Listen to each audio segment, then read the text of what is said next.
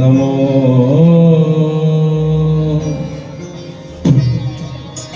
नमो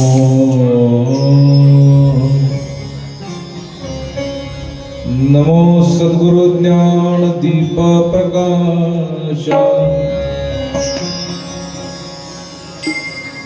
नमो आद्य रूपा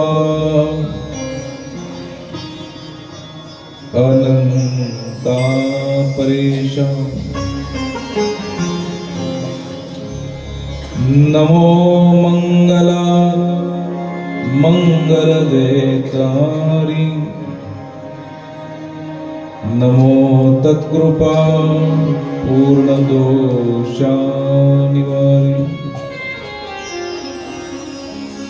तुझे रूप ते पाहू दे विश्वव्यापी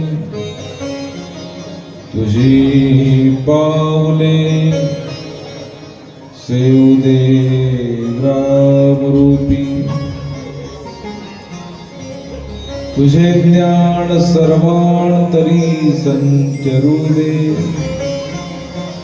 तुझा सत्यानंद लोकी भरू दे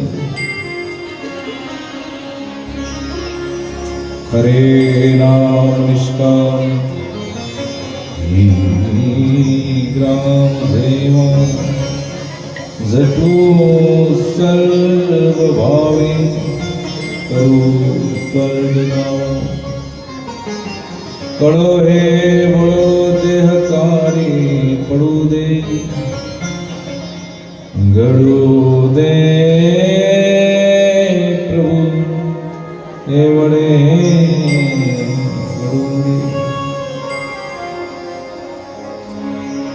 ओम देय सदा परिभवग्नमदिष्टदोहं तीर्थास्पदं शिवगुरञ्जनोतं शरण्यं भृत्यार्तिहं प्रणतपालभवाद्दिपोतं वन्दे महापुरुषते चरणारविन्दम्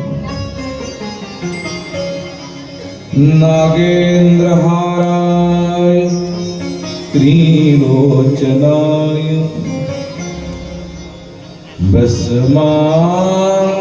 भस्मांगरागाय महेश्वराय नित्याय शुद्धाय दिगंबराय तस्मै नकाराय नमः शिवाय यक्षस्वरूपाय जटाधराय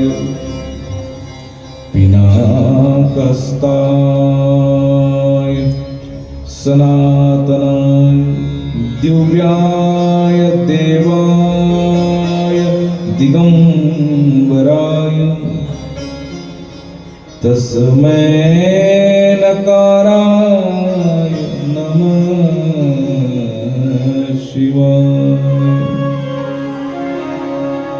ओम विश्ववन्द्याय विश्वात्मानं नमो नमः संस्थितं सर्वधर्मेषु राष्ट्रसन्तं नमाम्यहं सर्वमङ्गलमाङ्गल्ये शिवे सर्वार्थसाधिके शरण्ये त्र्यम्बके गौरी नारायणी नमोस्तुते मनोजवं मार्गपुण्यवेगं जितेन्द्रियं बुद्धिमतां वरिष्ठं वातात्मजं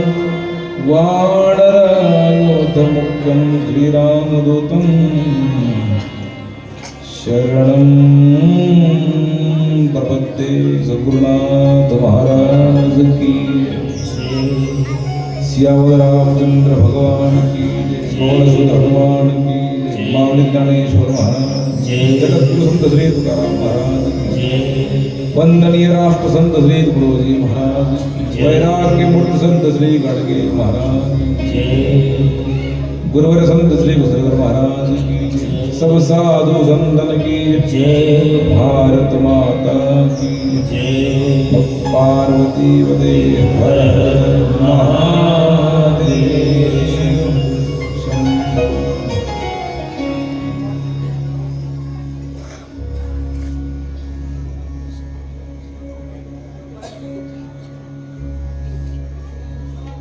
राम कृष्ण हरि मुकुंद मुरारी राम कृष्ण हरि मुकुंद मुरारी राम कृष्ण हरि मुकुंद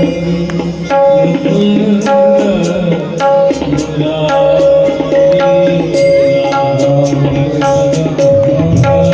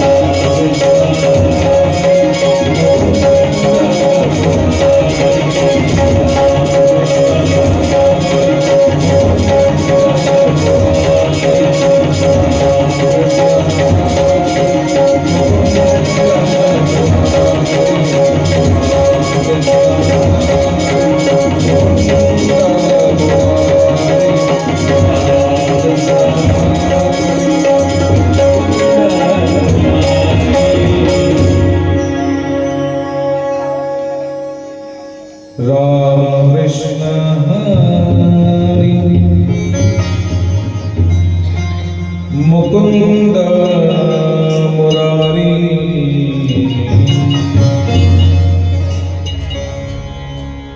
सृष्टीच्या गणामध्ये व्याप्त असणारे परम चैतन्य श्री गुरुदेव शक्ती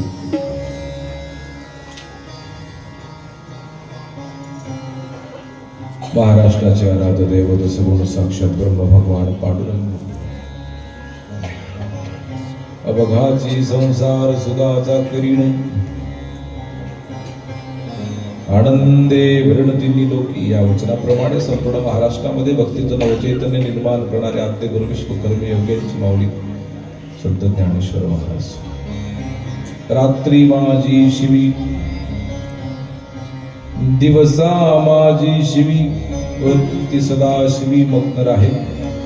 ग्रामसेवेसाठी रात्रंदिवस शिवणकाम करणारे आपल्या मराठी हिंदी भजन कीर्तनाच्या माध्यमातून महाराष्ट्रातच नव्हे पंजाबमध्ये सुद्धा भक्तीचा अपूर्व होणारे प्रचारक संत नामदेव महाराज आपले वारकरी भाविक तेची वार करते पायिक करोनी दृष्टांशी लाविला दाग जीवाजीच जणू सरवही अशा निर्भीड समाजातील अनिष्टोडांचं उच्चाटन करून समाजाला डोळस भक्ती शिकविणारे झुंजार संत जगद्गुरु तुकोबार आहे. वेळ लागलं जगाला आणि देव म्हणती धोंड्याला. देवा नुसतं दगडात नाही तो माणसात आहे, रजल्या गाजल्यामध्ये आहे असा विज्ञानवादी विचार करणारे विदर्भातील सत्पुरुष वैराग्य मूर्ती संत गाडगे बाबा. मानवता ही पंथ मेरा इंसानियत पक्ष मेरा सबकी भलाई धर्म मेरा दुविधा को हटाना वर्म मेरा एक जात बनाना कर्म मेरा गिरते को उठाना स्वर्ग मेरा असा विश्व शांतीचा दिव्य संदेश देणारे मानवतेचे महान पुजारी वंदनीय राष्ट्रसंत श्री तुकडोजी महाराज भगवान पंढरीश परमात्माच्या कृपा आशीर्वादाने हा आपल्या गावामध्ये खूप हत्तरा शिव महापुराण सप्ताह भगवान सांब सदाशिवाच हे दिव्य चरित्र आपण सगळेजण श्रवण करतात. भगवंताच्याच पावन अशा मंदिर परिसरामध्ये त्या ज्ञानगंगेच्या पवित्र तीरावर आपल्या या श्री क्षेत्र निमटोडा ग्रामामध्ये अत्यंत प्राचीन आहे बाळपंथी हे मंदिर आणि त्या मंदिरातील आपण सर्वजण पुजारी सेवक श्रद्धा स्वरूपणे आमच्या माता भगिनी देवाचं चरित्र आहे, पवित्र आहे. त्या जगामध्ये काय पवित्र आहे असा प्रश्न जर तुम्हाला कोणी केला त्याचं एकच उत्तर द्यायचं, या जगामध्ये देवाचं चरित्र हे सर्वात पवित्र आहे. महादेवाचं चरित्र हे फार परम पवित्र आहे आणि हे ऐकतच राहावं वाटते महाराज. कृष्णचरित्र, रामचरित्र, आजचा पेपर उद्या वाचा वाटते काय? नाही. पण शिव महापुराण अनेक कालापासून अखंड लोक गातात, अखंड लोक ऐकतात. काय असेल असे या महापुरुषांच्या चरित्रामध्ये की हे माणसाला ऐकतच राहावं वाटते.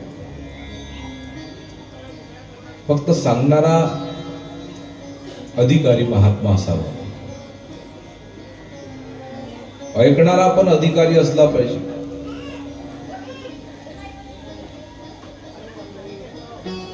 शास्त्रामध्ये सांगणाऱ्याचाही अधिकार लिहिला आहे आणि शास्त्रामध्ये जे तुम्ही ऐकायला बसले तुमचाही अधिकार लिहिला आहे. आध्यात्मिक ग्रंथ वाचण्याकरता, श्रवण करण्याकरता अधिकार लागतो. तो साधक साधन चतुष्ट संपन्न असला पाहिजे. कोणत्याही ग्रंथाला अनुबंध चतुष्ट असतात, अधिकारी, विषय, संबंध आणि प्रयोजन. म्हणजे पहिल्यांदा त्या ग्रंथ वाचण्याचा आपण अधिकारी असलो पाहिजे. 5व्या वर्गाच्या मुलाला 10व्या वर्गाचे पुस्तकं कळतील काय? नाही, त्याला अधिकार नाही. 9वी पास झाल्यानंतर थोडे थोडे कळतील. आध्यात्मिक ग्रंथ वाचण्याकरता, समजण्याकरता, ऐकण्याकरता सुद्धा अधिकार लागतो. शास्त्रकार मग त्याची लक्षणं सांगतात. आत्मनात्म विवेक, वैराग्य, षडसंपत्ती आणि मोक्ष इच्छा. म्हणजे आत्मनात्म विवेक म्हणजे आत्मस्वरूप सत्य आहे, त्याच्या व्यतिरिक्त सर्व अनित्य आहे, अशी ज्याची श्रद्धा आहे, भावना आहे. त्याच्यामध्ये वैराग्य आहे, तो त्याग करतो, तो हे ग्रंथ वाचण्याचा अधिकार आहे. त्याच्याकडे 6 संपत्ती आहे, पैसा नाही. शब्द, उपरती, तिची श्रद्धा आणि समाधान. या 6 संपत्ती ज्याच्याकडे आहेत, मनाचा निग्रह, संसारातील विषयाचा निग्रह, तितिक्षा, सहनशीलता त्याच्यामध्ये आहे. त्याच्यावर श्रद्धा आहे, त्याच्याकडे श्रद्धाने तो ग्रंथ वाचण्याचा अधिकारी होत नाही. आणि ज्याच्याकडे समाधान नाही तो पण वाचण्याचा अधिकारी होत नाही. समाधान म्हणजे संताची, देवाची पूजा करत असताना, त्यांचे ग्रंथ वाचत असताना मनाची झालेली स्थिरता, त्याला समाधान म्हणतात. शास्त्रकार फार सुंदर वर्णन करतात. षडसंपत्ती आणि मोक्ष इच्छा. ज्याच्या अंतःकरणामध्ये 4 गोष्टी आहेत, तो ग्रंथ वाचण्याचा अधिकारी. साधन चतुष्टयामध्ये पहिलं लक्षण आहे अधिकारी, दुसरं विषय. जो ग्रंथ आपण वाचण्याकरता घेतला त्या ग्रंथाचा विषय समजतो. थोडा ऐकू तुम्ही करा.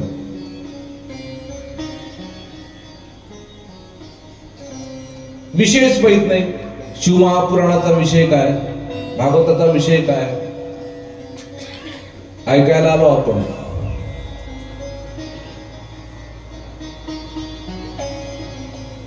संबंध समजला पाहिजे. या ग्रंथाचा कोणाच्या सोबत संबंध आहे आणि हे ग्रंथ ज्या महापुरुषांनी लिहिला त्या महापुरुषाचा ग्रंथ लिहिण्याच्या मागचं प्रयोजन काय आहे.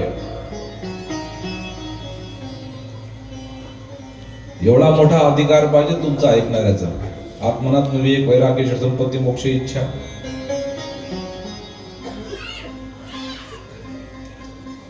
त्यावेळेस कुठं या ग्रंथ वाचण्याचं फळ मिळते. काही लोक या कानाने ऐकतात, दुसऱ्या कानाने सोडून देतात. मनोरंजनाचा भाग आपण लक्षामध्ये ठेवतो, पण ज्या शब्दांनी जीवाचं कल्याण होते ते शब्द अंतःकरणामध्ये जोपर्यंत साठवल्या जात नाहीत, त्याचं मनन चिंतन केल्या जात नाही, त्याचा निधध्यास जीवाला लागत नाही, जोपर्यंत हे शब्द आपण कानामध्ये अंतःकरणामध्ये शिरवले त्याप्रमाणे आपले जगण्याकरता आपले पावलं पडत नाहीत, तोपर्यंत जीवनामध्ये परिवर्तन होऊ शकत नाही.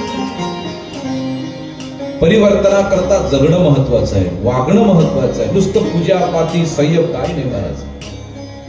न होत गुरुची पूजा गुरु सगंध लावणिया, न होत गुरुची पूजा गुरु समाळ होऊन वाहुनिया. नाही महाराज, पूजा गुरुची होत असे वचनी त्यांची भावना, तसेच जगी वागणे जरी प्राण जाई क्षण. ही भावना ज्यापर्यंत त्या शिष्यामध्ये, उपासकामध्ये, भक्तामध्ये येत नाही तोपर्यंत तो भक्तच ठरत नाही.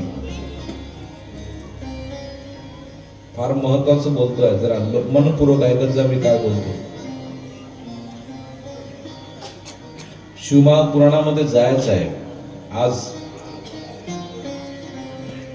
ती भावना, भूमिका तयार झाली पाहिजे ना ऐकणाऱ्याची, नाहीतर मग ऐकणारे सगळेच आहेत. एका माणसानं 3 मूर्त्या आणल्या बाजारात विकायला. ग्राहक यायला लागले, म्हणे गाव केवढ्याची दिली, म्हणे 500 रुपयाची, 2 नंबरची म्हणे 1000 रुपयाची, म्हणे 3 नंबरची 1500 रुपयाची. म्हणून मूर्त्या सारख्याच दिसून राहिल्या. उचलून बघितल्या, म्हणे वजनही सारखं आहे. दिसायला 3ही मूर्त्या सारख्या आहेत, पण किंमत का कमी आहे ती काय. आणि हा 1 नंबरचा ऐकणारा आहे. एक मूर्ती घेतली, तिच्या कानात काडी टाकली, या कानातून टाकली, या कानातून बाहेर आली, म्हणे 1 नंबरचा भागवत ऐकणार आहे, या कानाने ऐकते, या कानाने सोडून देते. दुसरी मूर्ती 1000 रुपयाची आहे, तिच्या कानात काडी टाकली, तोंडातून बाहेर आली, म्हणे हा कानाने ऐकते, फक्त लोकांना सांगा पुरता, स्वतः जीवनात काहीच आचरण करत नाही. महाराजांना सांगितलं सकाळी उठलं पाहिजे, घरचे उठून देते ना झोपून राहते. काही लोक ज्ञान फक्त दुसऱ्याला उपदेश करण्यापुरतं ऐकतात. 3ऱ्या नंबरची मूर्ती महत्वाची आहे, तिच्या कानात काडी टाकून ती पोटात गेली. जो आत्मसात करतो तो खरा श्रोता आहे, तो जगतो तो खरा श्रोता आहे.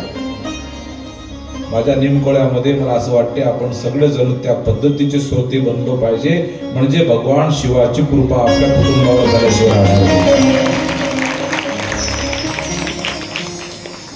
महाराज म्हणतात ही घ्याना कृपा सद्गुरूची हो.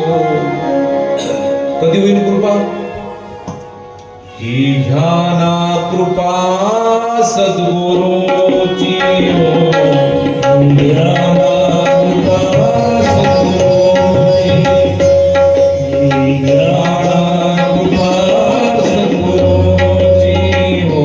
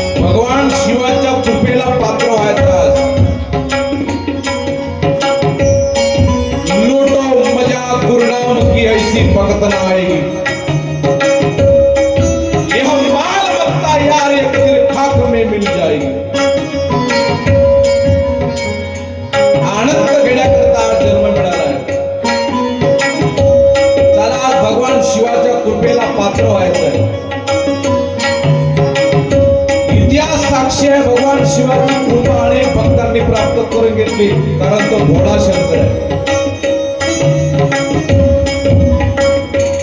तो जगातला गुरु आहे,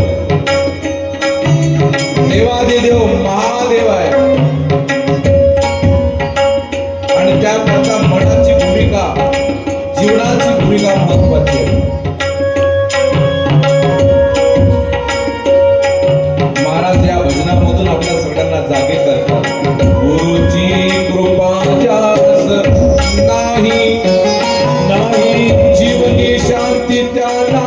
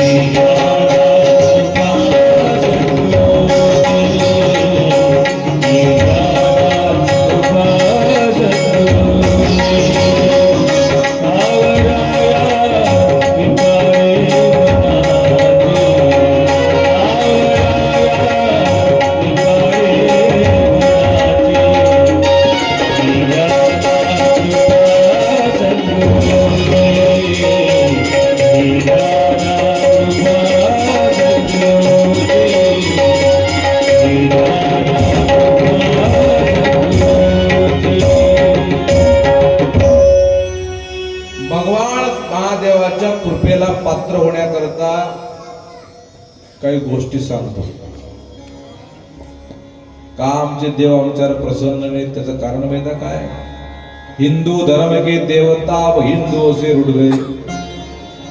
गुरुवर संत कुसळकर महाराज सांगतात, कारण इसका एक ही श्रद्धा रहित हिंदू है. हिंदू धर्म के लोग धर्म छोड़े जा रहे और हिंदू धर्म के साधु तो मठ में चकाचक खा रहे. अशी अवस्था होऊन गेली आपल्या देशाची आज. तुमचं आमचंही तसंच आहे. देव कधी आठवते आपल्याला? काय जा काय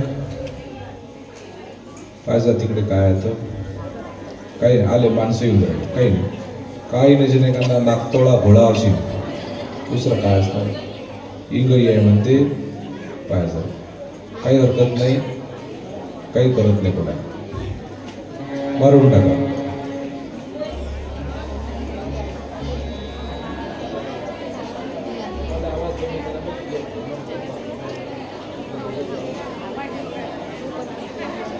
बरं बरं मारली ना इंगई.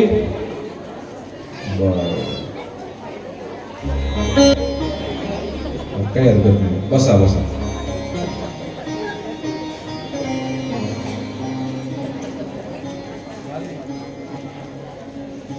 नमः पार्वती पदे हर हर महादेव शंभो. आपल्या लोकांचा की नाही देवावर विश्वासच नाही.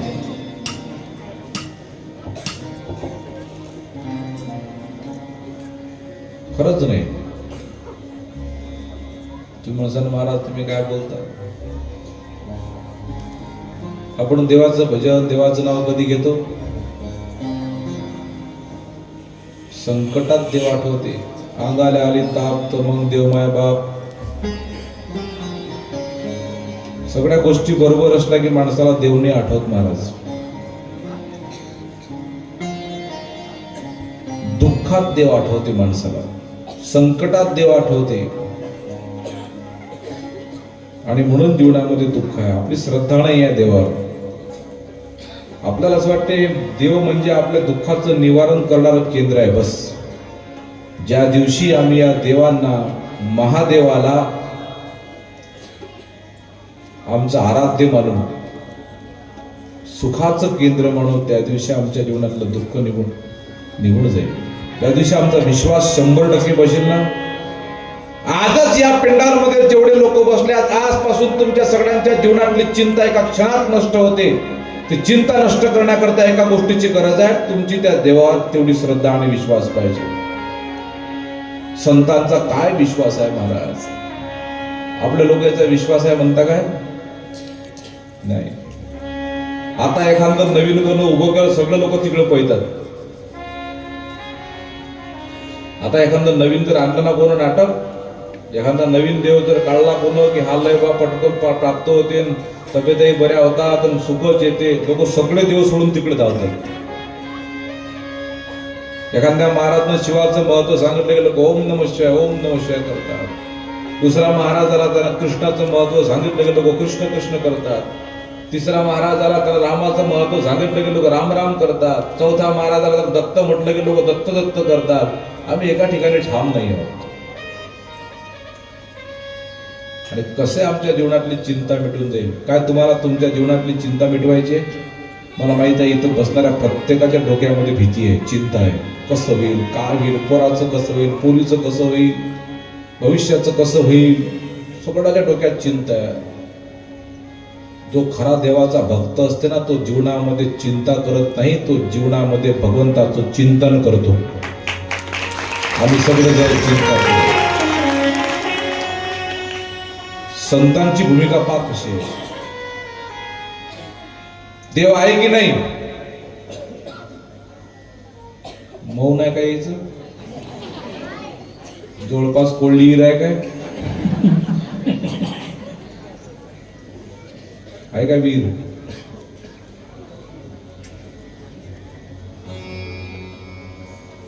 देव आहे ना? देव आहे आहे आहे आमच्या गावात देव, पण त्या देवावर आमचा विश्वास नाही महाराज. ज्याला बाप आहे ना, त्या पोराला चिंता करण्याची गरज नसते. ज्याला बाप नाही तो पोरगा चिंतातूर असतो महाराज. आमचा बाप आहे अजून, आम्हाला चिंता करण्याची गरज नाही. पुढचा ऐकता, पुढचं याच्यापेक्षा महत्वाचं बोलणार आहे. तुम्ही देवालाही मानता, देवाची पूजाही करता, त्याची भक्ती करता, त्याच्यावर बेलही वाहता आणि चिंताही करता. ह्या दोन गोष्टी जमणार नाही. आजपासून माझ्या निमकोळ्यातले माणसं एका ठिकाणी थांब राहतील, चिंताही करायची दिवसभर आणि संध्याकाळी दर्शनालाही यायचं. हे काय? अरे जीवनामध्ये चिंता करणं म्हणजे ईश्वराचं अस्तित्व नाकारणं आहे. तो आहे ना, मग कसली चिंता? संतांनी सगळा भार त्याच्यावर देऊन टाकला.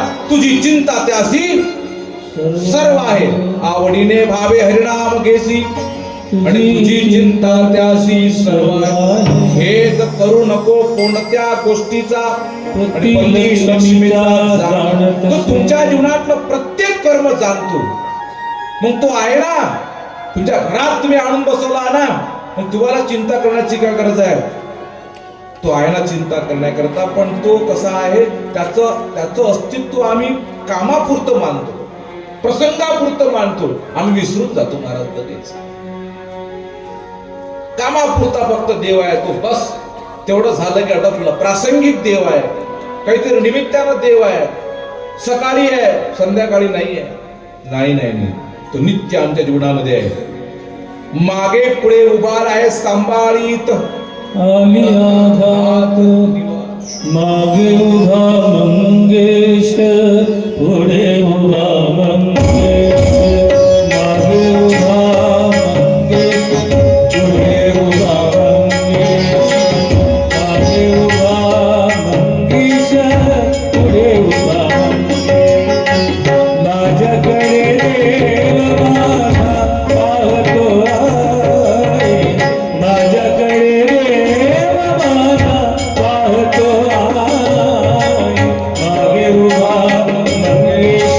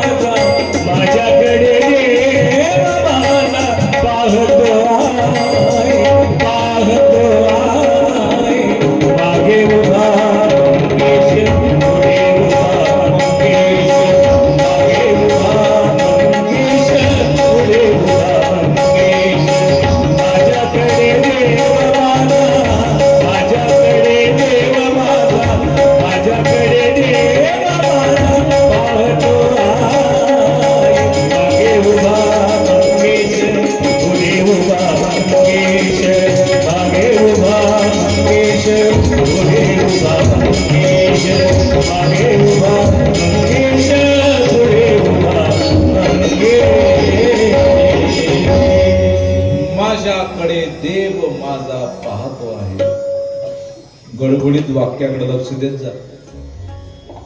या शिवमापुराणातून अशी रोजची काही वाक्य आपल्या अंतःकरणामध्ये साठवली पाहिजे.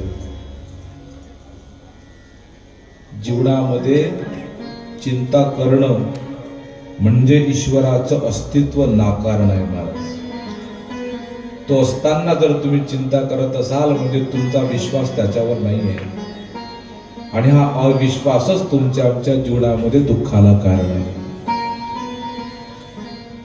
विश्वास वाढला पाहिजे आपल्या लोकांचा. आणि तो काय सांगते, तो म्हणतो अर्जुन व्हा सगळे विसुरनिया अंतरीचे काळे, गोपाळांनो या गोपींनो हा तुमचा निश्चय आहे का. तो तुम्हाला एकच उपदेश करतो कडे हो, मी सर्वत्र आहो, मी तुझ्यात आहो, माझ्यात आहो, सर्व ठिकाणी आहो, शक्ती रूपानं आहे. मग माझा उपयोग तुम्ही कसा घेता पहा. महाराज रामगीतेमध्ये म्हणतात, हे पोरं पाहिजा बरं इकडे जरा, खूप पोरं इकडे आवाज करून राहिले आज जरा. आपलेच पोरं आहेत, काही पाकिस्तान मधून तर आलेच नाही, आपलेच आहे. कालच्या अजून भूत त्याच्या अंगातला निघालच नाही. काल भूत झाले, पुरेच भूत व्हायला आहेत इकडे. ते आमचे झाकी मला मामाला त्रास देतात. त्याला वाटते त्याला तर रोजही भूत बनवलं तर कमीच आहे.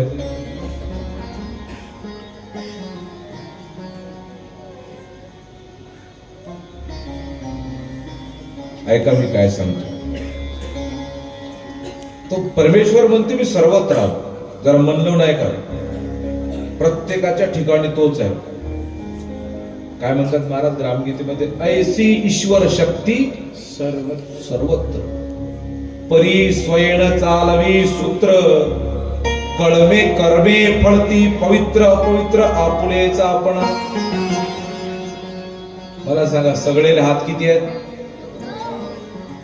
आपल्याला 2 आहेत. धीरूभाई अंबानीले तो 2 हातांना करोडो कमावते, आपण पोटही भरू शकत नाही. त्याच्याकडे 24 घंटे आहेत, आपल्याकडे दिवसाचे किती घंटे आहेत? तेवढेच आहेत. फरक काय आहे महाराज? शक्तीचा उपयोग किती घेतो ते महत्वाचं आहे. या जगामध्ये कर्तृत्वाशिवाय माणूस सुखाला प्राप्त होत नाही. दुसरा या जगात तुम्हाला कोणी सुखी करू शकत नाही जोपर्यंत तुमच्या मनामध्ये सुखी होण्याची इच्छा होत नाही, कर्तृत्व करण्याची इच्छा होत नाही. आम्ही विचार करतो या महाराज जवळ गेलो की आम्ही सुखी होऊ, त्या मंदिरात गेलो म्हणजे आम्ही सुखी होऊ. अरे शक्ती तुमच्या सगळ्यांच्या जवळच आहे. काम करसान तर या जगामध्ये गाडगे बाबाच्या आईनं लहानपणी उपदेश दिलता. लहानपणचं नाव होतं गाडगे बाबाचं डेबूजी. काय होतं?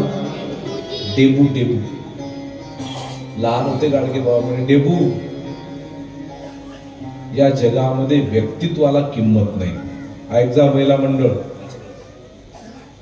या जगामध्ये व्यक्तीला किंमत नाही. व्यक्ती म्हणून आपल्याला कोणी विचारत नाही. तुम्हाला वाटते का आपल्याला किंमत आहे म्हणून? नाही. डेबू, या जगात व्यक्तीला किंमत नाही. हजारो माणसं जन्माला येतात, संपून जातात. या जगामध्ये कर्तृत्वाला, कामाला किंमत आहे. काम करशील तर अख्खं जग तुला मान्य होऊन जाईल. तुम्हाला काय वाटते? आपल्या घरातले लोक आपल्याला चांगलं म्हणतात, आपण व्यक्ती म्हणून चांगलं म्हणतात त्या? नाही. 2 दिवस स्वयंपाक करू नका बरं.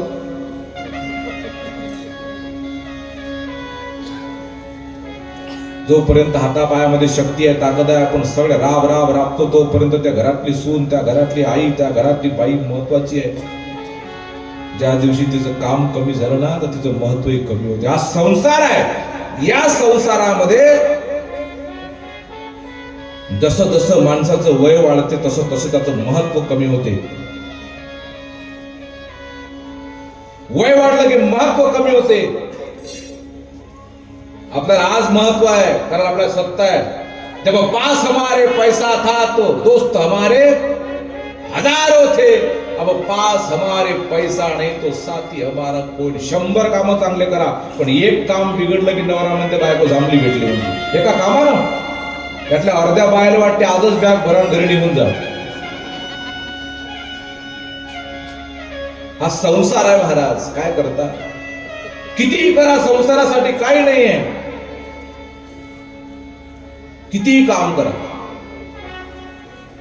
मग कर्तृत्व कोणतं करायचं आहे? आत्मकल्याणाचं कर्तृत्व, देवप्राप्तीचं कर्तृत्व. परमेश्वर सांगतो ते कर्म आपल्या हातून जोपर्यंत घडत नाही तोपर्यंत आपल्या जीवनामध्ये शांती येऊ शकत नाही.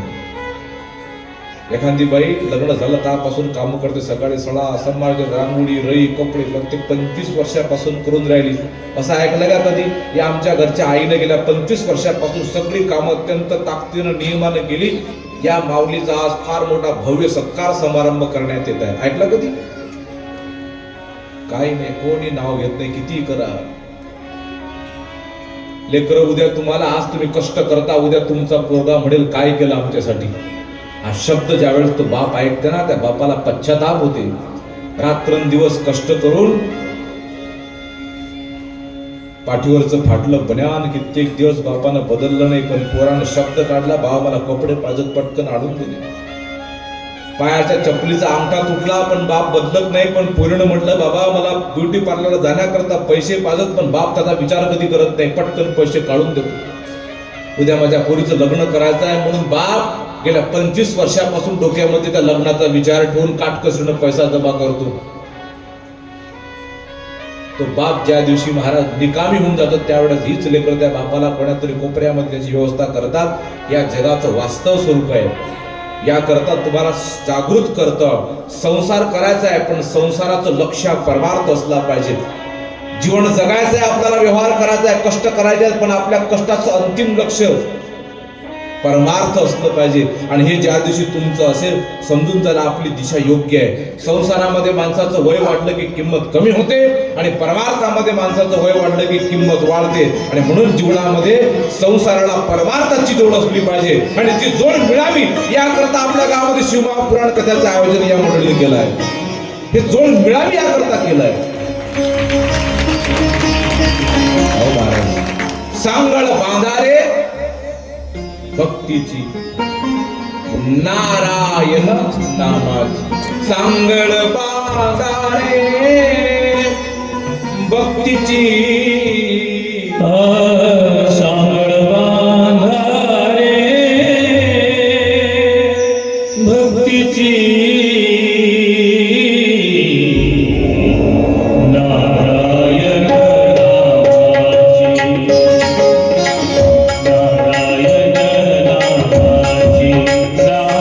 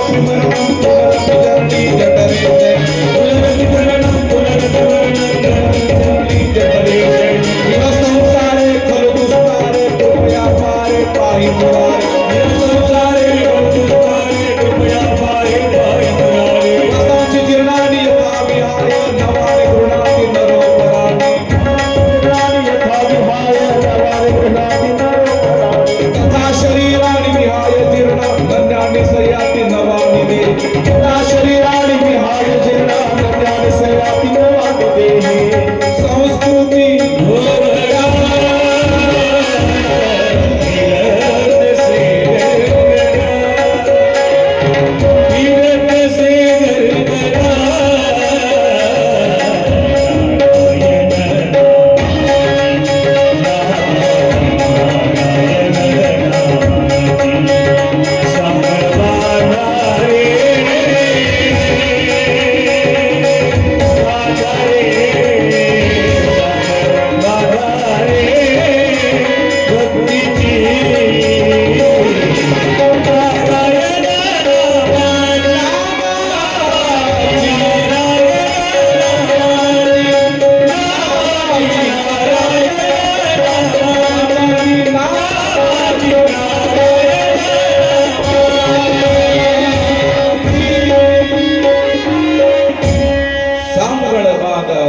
भक्तीची नारायण नामाची. झालं जीवनाचं सार्थक होते महाराज.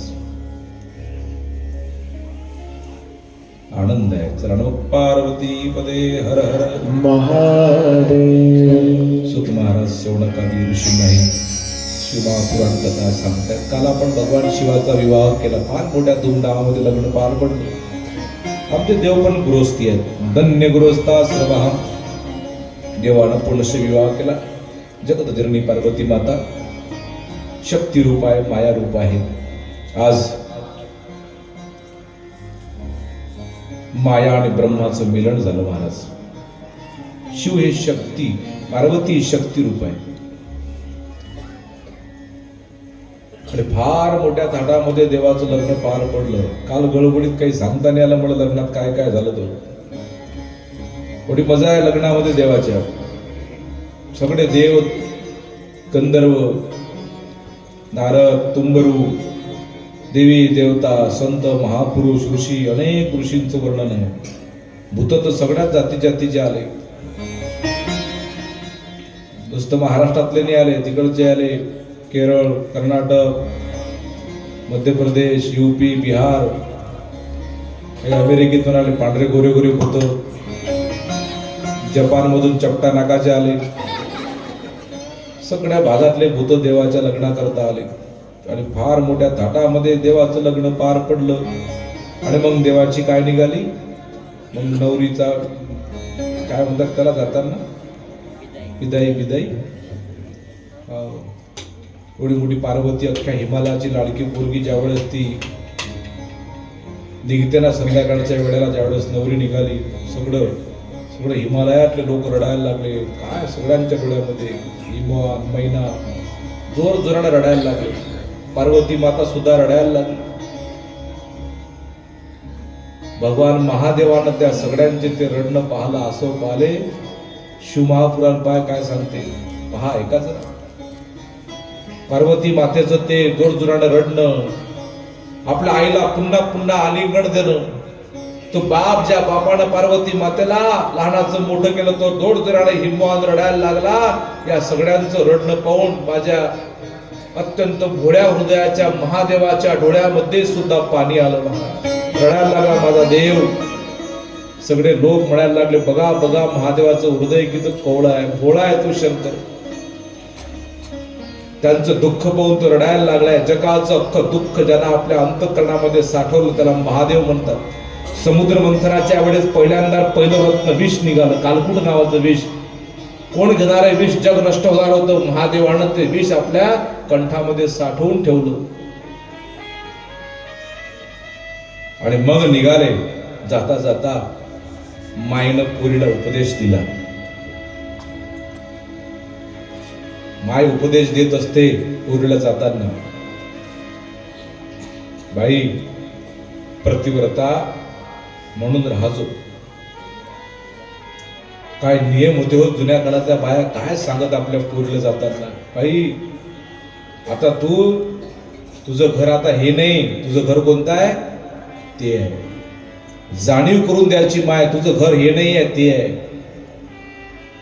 तिथंच सगळे तुझे लोक तिथं आहेत. आता हे घर तुझ्यासाठी पराय झालं. आता ते तुझं घर आहे.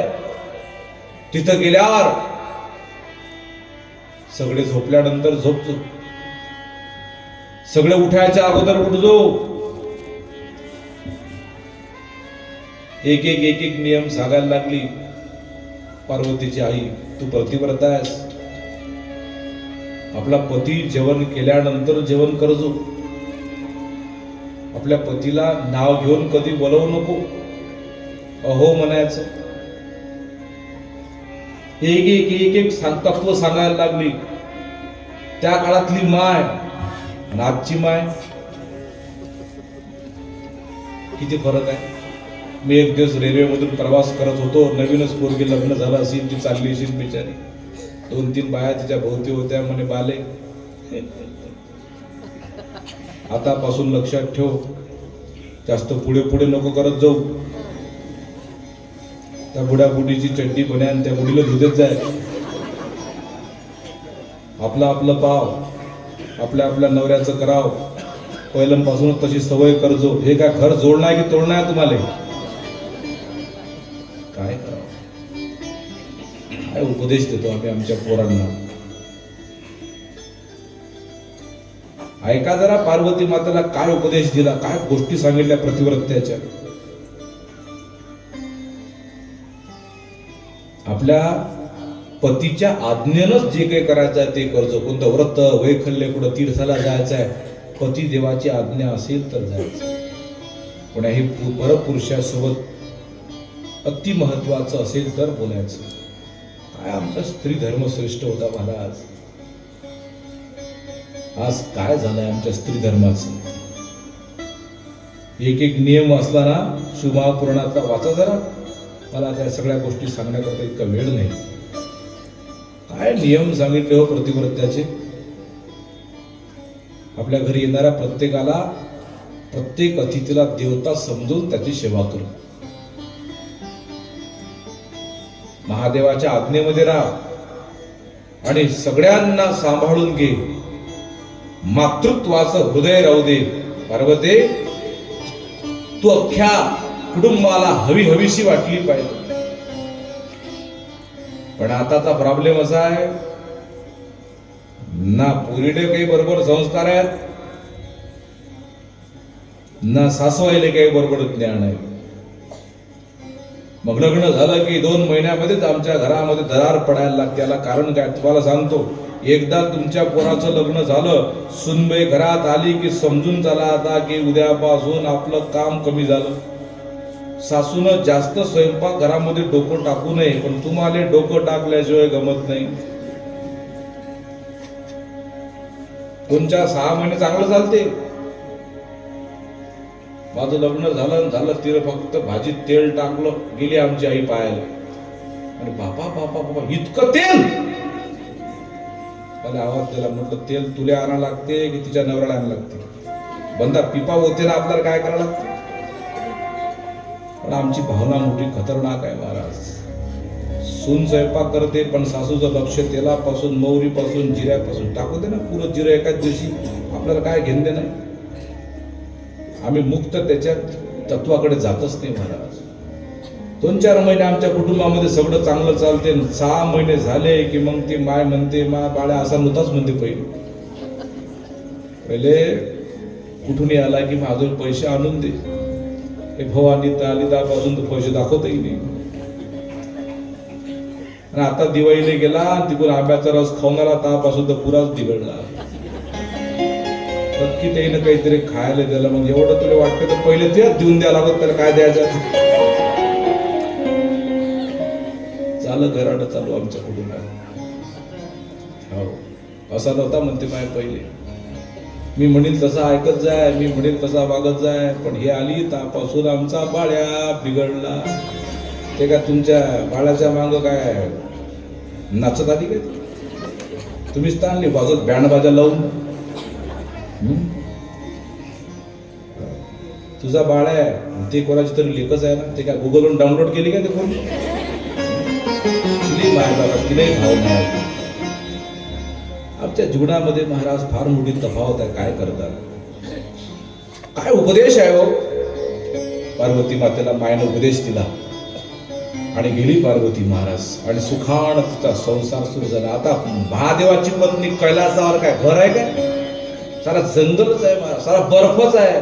पार्वती मातेनं महादेवाला पहिली विनंती केली, म्हणे देवा कैलासावर पाय टाकायच्या अगोदर माझ्या करता एक घर निर्माण करा, महाल निर्माण करा. त्याशिवाय मी कशी संसार आहे. आता आपल्याला घर लागेल.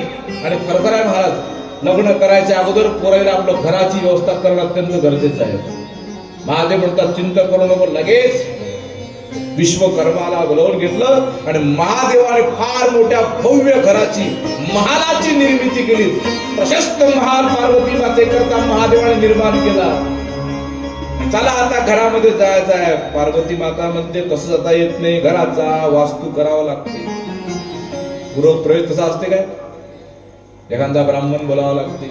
मग आता कोणता ब्राह्मण बोलावा?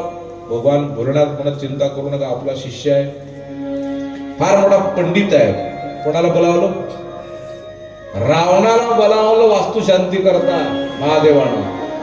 रावणानं मग सगळी पूजा, रावण फार मोठा पंडित आहे, विद्वान आहे, महादेवाचा एकनिष्ठ भक्त आहे रावण. आणि रावणानं मस्त बढिया सगळी वास्तुशांतीची पूजा, 11 चौरंगाची पूजा मांडली तर तुम्ही तर 5च मांडला. सुंदर पूजा मांडली आणि मस्त कार्यक्रम केला रावणानं.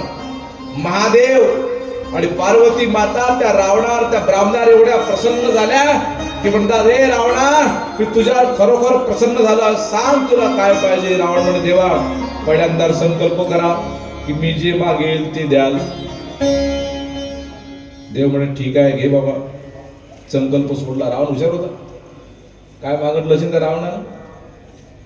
रावण म्हणे, देवा आता एक काम करा, हा जो महाल बांधला हाच मले देऊन द्या. सांगा आता काय करा. पण संकल्प सोडला होता. असे जर ब्राह्मण असले ना, झालं सत्यानाश आहे आपला. सध्या आपल्या देशामध्ये असंच चालू आहे.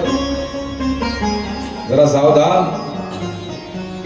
आमच्याच मागं लावणं झालं सगळ्या पूजा पात्या, काही नाही आहे महाराज. तुम्हाला लोक खोटं वाटेल, हे आपणच करतो. आपलेच लोकांची ताकद एवढे मोठे मोठे कार्यक्रम करायचे, हे लोक काहीच नाही करत, शॉर्टकट मारतात. हे आमचेच लग्न फक्त मोठ्या तालाला लागतात, उन्हाळाभर आम्ही लग्न करतो. माझे मित्र आहेत काही ब्राह्मण, मी आयुष्यात त्याचं लग्न कधी उन्हाळ्यात नाही पाहिलं. नाही नाही नाही, मस्त सगळं आटोपल्यावर शांततेने 50 लोकात लग्न लावतात. बँड नाही, बाजा नाही, काही नाही, काही नाही. शिकलं पाहिजे आपण त्या लोकांकडून. आपलं तर असं आहे, जेवढे बलावता येतील तेवढे आपण बलावतो. चांगलं आहे, आपली संस्कृती वेगळी आहे, आपलं मन लय मोठं आहे. आपल्याला वाटते आपल्याकडे मंगल कार्य आपण अनेक लोकांना सहभागी करून घेतलं पाहिजे. लग्नाचं काही हरकत नाही, करा, पण फाजील खर्च आपल्या लग्नामध्ये होता कामा नये. आपलं गाव किती भाग्यवान आहे की आपल्या या महादेव संस्थांवर सगळी व्यवस्था केली. एवढा मोठा सुंदर पेंडाल आहे, एवढा मोठा हॉल आहे, सगळे भांडे आहेत. हे असं भेटत नाही कोण्या गावात. आणि अत्यंत कमी दरामध्ये गावातले सगळे कार्यक्रम आपल्याच गावामध्ये होतात. आणि आपल्याच गावामध्ये होणाऱ्या कार्यक्रमाचे पैसे आपल्याच संस्थांकडे जमा राहतात आणि त्यातून संस्थांचा विकास होतो. नाही तर हेच पैसे एखाद्या मंगल कार्यालयाला दिले तर ते पैसे कुठे तरी संसाराला, व्यवसायाला लागतात महाराज. हे आपल्या गावात किती महत्वाचं आहे. आणि म्हणून एकदा या सगळे जे आयोजक मंडळी आहेत, महादेव संस्थांचे तरुण कार्यकर्ते आहेत, दाण टाळी वाजून द्या. सुंदर पेंडाल आहे, किती सुंदर रचना आपल्या गावामध्ये. रावणासारखा ब्राह्मण जर असला ना, लगाना तेच घर मागून घेतलं, महादेवानं देऊन टाकलं. भोळा शंकर आहे हो महाराज. एक दर्ज द्या, एका राक्षसाला काढ, भस्मासुरानं तपश्चर्या केली आणि महादेवाला प्रसन्न करून घेतलं. महादेव प्रसन्न झाले. विचारायला देवाला म्हणे, बाबा कशा करतात तपश्चर्या. म्हणे, देवा मला वरदान द्या. म्हणे, काय वरदान पाहिजे. म्हणजे असं वरदान द्या की ज्या व्यक्तीच्या डोक्यावर हात ठेवल तो भस्म झाला पाहिजे. महादेव साधे आहेत. म्हणे, तथास्तु. म्हणे, देवा झालं काय. म्हणे, आता तू ज्याच्या डोक्यावर हात ठेवशील तो भस्म होऊन जाईल. काय म्हणे तो भस्मासूर. म्हणे, आता एक काम करतो, तुमच्या डोक्यावर हात ठेवतो, तुम्हाला भस्म करतो आणि मीच या जगाचा मग अधिपती होऊन देईल, कारण तुम्हीच या जगामध्ये सर्व शक्तिमान आहे. महादेवाच्याच मागं लागलं ते हात घेऊन. मग महादेव पुढे पळायला लागले आणि भस्मासूर त्याच्या मागं धावायला लागले. अशाच महादेव विचारही करत नाही, देताना वरदान देऊन टाकलं भस्मासुराला की जिथं हात ठेवशील तो माणूस भस्म होऊन जाईल. महादेवाचं डमरू कुठे तर शंख कुठे, त्रिशूल टाकून महादेव धावायला लागले. बचाव बचाव बचाव बचाव. वरदान त्याचं होतं. शेवटी भगवान विष्णूचा धावा केला. देव प्रकट झाले. म्हणजे देवा लवकर मला काहीतरी उपाय करा आणि वाचवा. त्यावेळेस भगवान विष्णू त्या ठिकाणी मोहिनीचं रूप घेऊन प्रकट झाले. म्हणे, भस्मासुरा कशाला भागतोस त्या महादेवाच्या मागं. बघणं मी विश्व सुंदरी तुझ्या करता. त्या सुंदर स्त्रीला बघून तो भस्मासूर थांबला. ये माझ्या माग, चाल माझ्या सोबत. राहिले ते महादेव आणि त्या सुंदरीच्या माग तो भस्मासूर लागला आणि त्याला तिनं मोहिनी टाकून त्याला आपल्या माग बोलवून घेतलं आणि कर मायासारखं, ये मायासोबत, चला आपण डान्स करू. आणि ती मोहिनी नाचायला लागली आणि तिच्यासारखं तोही नाचायला लागला. चाल मी तुझ्यासोबत लग्न पण करील, तू जर माझ्यासारखं करशील. तर असं करता करता त्या मोहिनीने 2-3 हातवारे केले आणि हातवारे करता करता तिनं असं आपल्या डोक्यावर हात ठेवला आणि त्यानंही डोक्यावर हात ठेवला आणि त्याला भस्म करून टाकलं. हे विष्णूचं डोकं होय, पण महादेव साधे आहेत ना, महादेवाला मुक्त केलं आणि म्हणून देवादिदेव महादेव साधे आहेत महाराज, भोळा शंकर आहेत. आणि त्या भोळ्या शंकराला आपण सगळेजण अंतःकरणापासून ज्यावेळेस मानतो ना, त्यावेळेस तो आपल्यासाठी काही द्यायला तयार आहे. आणि म्हणून तर ते आपण भजन म्हणतो ना, बायला आवडते ते